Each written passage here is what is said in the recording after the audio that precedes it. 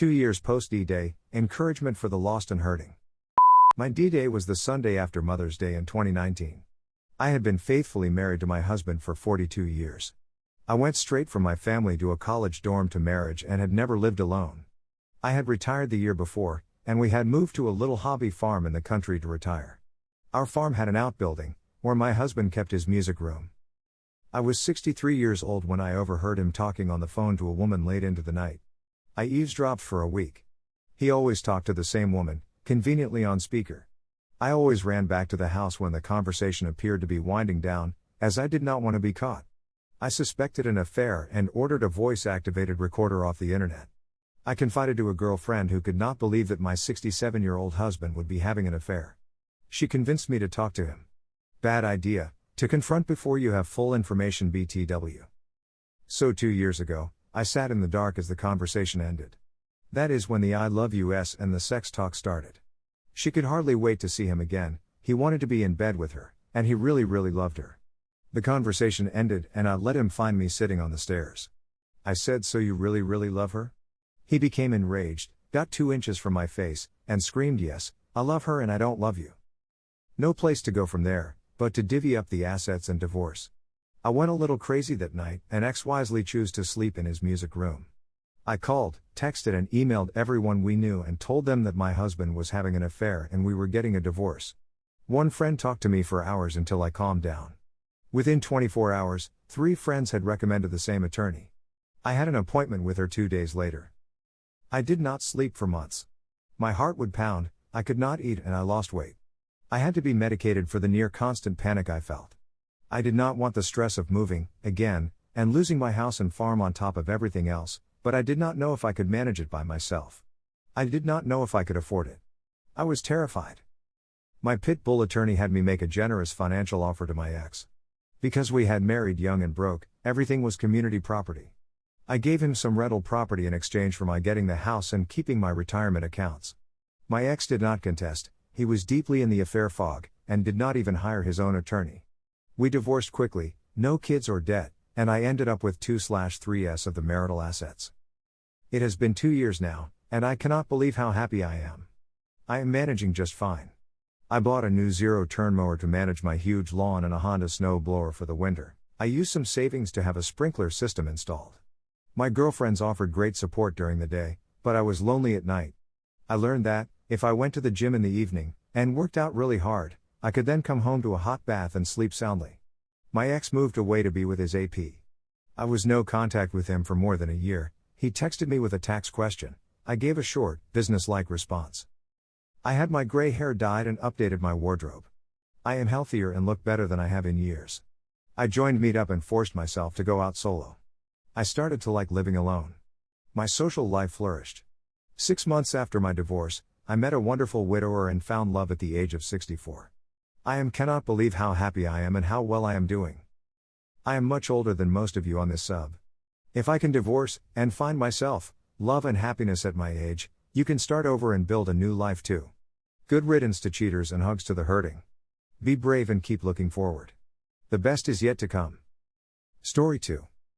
Long-term partner, 35M, discovers Instagram, starts posting hot selfies and following only a specific type of guys. I have a feeling this won't end well. I couldn't summarize the whole problem into the title, so this will be a long post. Me, 40M, and my partner, 35M, have been together for 6 years and our relationship seems to be good. Recently he has made his Instagram profile public after keeping it restricted for 5 years. He used to follow some friends, fitness influencers and a few Instagram celebrities, which I had absolutely no problem with. Sure, all these guys were hot and buff but I didn't really mind as they were posting mostly fitness-related content, and my partner is really into fitness. I'm sure he finds them attractive, but I don't really care about some hot guy who lives at the other end of the world and has no interaction with my partner. But recently, he made his profile public and started posting shirtless photos and tagging profiles that share photos of hot guys, adding relevant hashtags.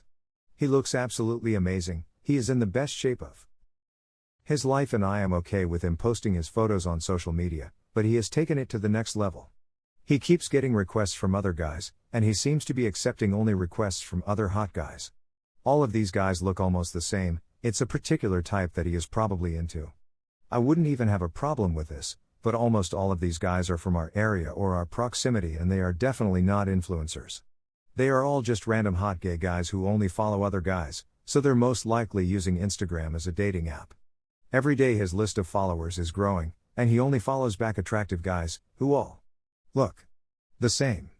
I am uncomfortable with this, because if this was all just about growing his list of followers, then why is he not following back guys who look different? He follows very few women and unattractive men. Just for context, I don't have a personal profile on Instagram, I only have a business account for my artwork, and I don't follow my partner because when his profile was restricted, I didn't want him to think that I was controlling him and checking his likes and whatever. Also, for context, I also fit the type that he is following, but I have let myself go a bit and I am not in the physical shape that I was in when we met. I am overall fit but I am nowhere near these guys. I am usually confident, and since I don't use social media I am not affected by it, but this has started to affect my self-esteem, slowly but surely. Now, there is more to the story, as he has been acting suspiciously in the first year of our relationship. 5 or 6 years ago he went on a holiday with his friends and started following a local hot guy, who looks like the rest of the new guys, and when I asked him about this, he got very defensive, started saying he has no idea what I am talking about, he doesn't have time to check who is following him, he is bis, he barely has time to think of Instagram.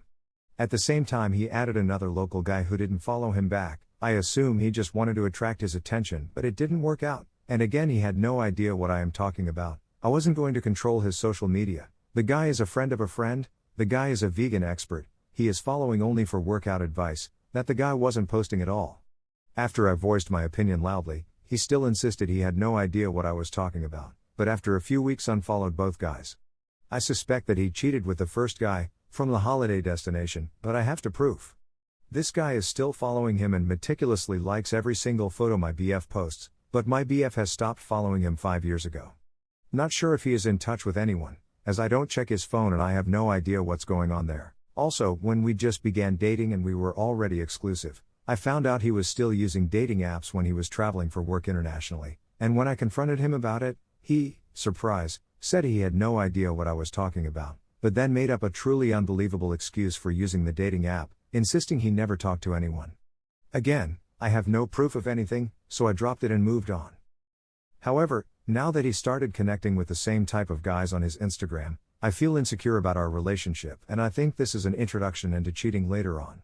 My feeling tells me that he is not actively perusing anyone right now, but he is building a database of contacts for the future. I don't feel comfortable telling him how I feel about all of this because I am sure he will immediately get defensive and start gaslighting me and making me feel like a controlling person. I even though of just breaking up with him over a text and blocking him everywhere, but again, this would just make me look immature and he would have proof that I was the problem. I have always had a feeling that he is the type of a person who is a cheater, but wants to convince himself that he is moral and is waiting for things to happen spontaneously, in order to feel less guilty. Again, just a gut feeling without any proof behind the claim. The whole situation is affecting me, because every single time I refresh his profile page, there is another random guy added to his list. What is the point? If this doesn't mean anything, and he doesn't need them, then he can just unfollow them. And if it does mean something, well, then I don't need him. How do I deal with this? Right now I am thinking of telling him how I feel about this in person before he has the chance to delete any existing messages, so if I ask him if he has been in contact with anyone, he can just show his DMs if there is nothing going on. But I am sure he would again just pretend that this is all innocent, he has no idea who these people are, he only automatically pressed the follow back button and so on, which just can't realistically be true.